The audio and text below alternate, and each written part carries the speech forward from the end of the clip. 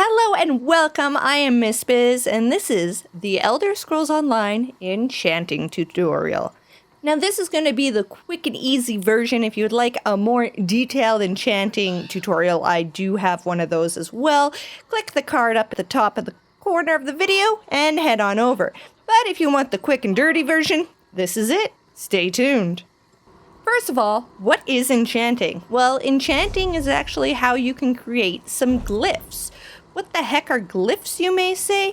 Glyphs are glyphs that you can put on your jewelry, your armor, or your weapons that add some sort of ability or something awesome. So as you can see here, I have a gold glyph. If I were to put it on a weapon, it would deal a bunch of magic damage and restore magicka.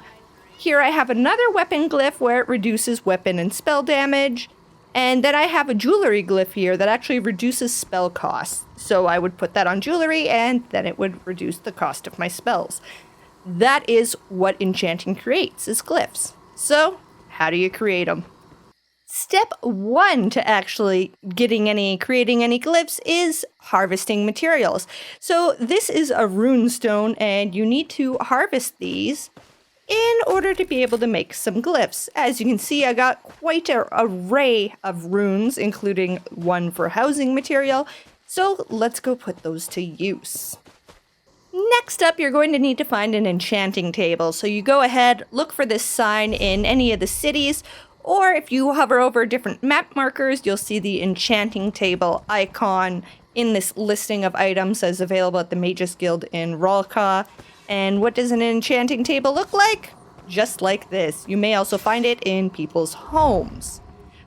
Here you can interact with it and you'll see what options we have. Creation, extraction, and then something to do with housing. Now, we have potency runes, essence runes, and aspect runes. You can have the ability to harvest all of these out in the world. You just need to harvest that one rune that you saw. There actually used to be 3 separate ones, different colors out in the world. If you find information about that, that is in the past. The game is no longer like that. So you actually can get those as well. If you find yourself an enchanter NPC, you will be able to purchase potency runes. Potency runes are what actually give a glyph its level. So here you can't really pick what it's going to do in a big way, but this is how you would pick what level your glyph will be.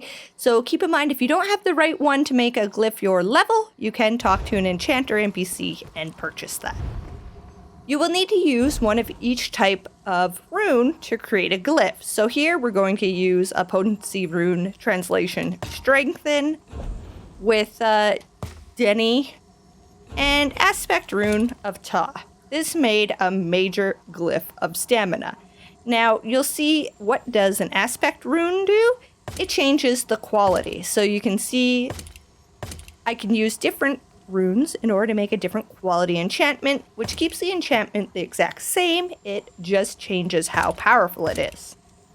Then we have our essence rune, which can change it between a weapon glyph, an armor glyph, a jewelry glyph. This can actually change what it does.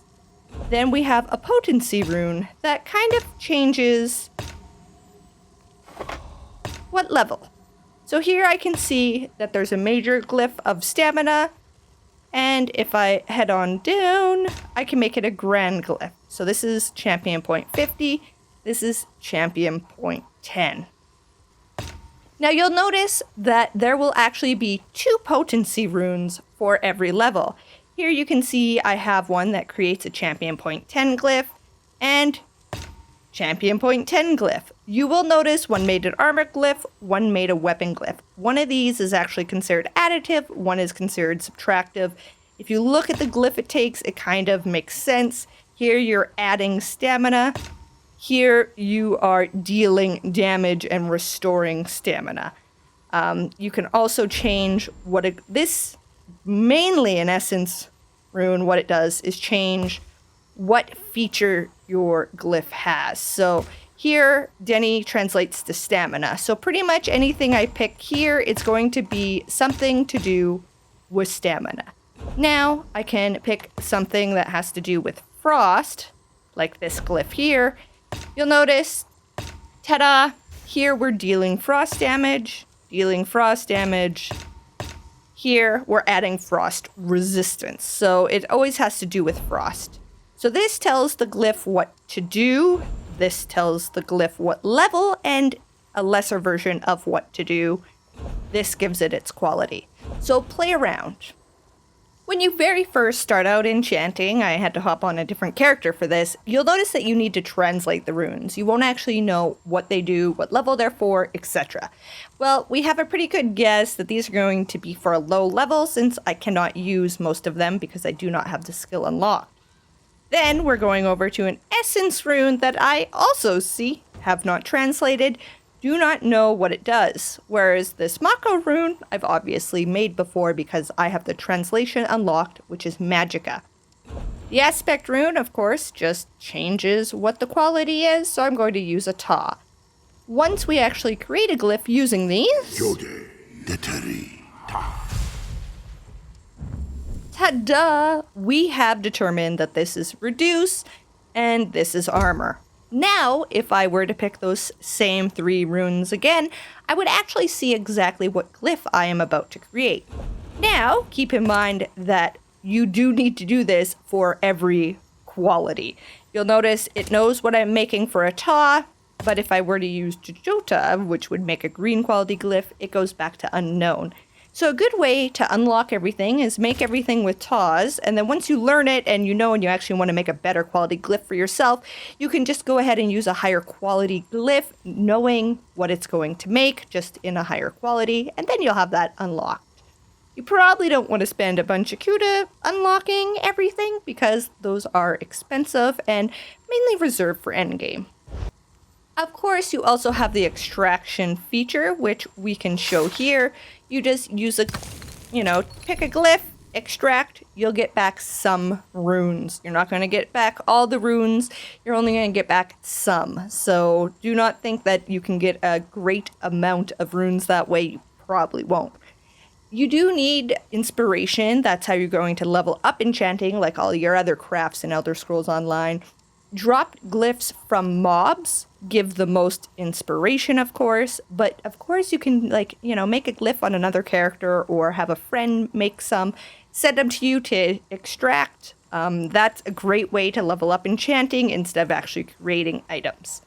Of course, if you learn any recipes, there are furnishings that you can make with enchanting. Now, once you actually have created some glyphs, how do you use them? Well, you do not use them from your inventory. Here you can just see what they are.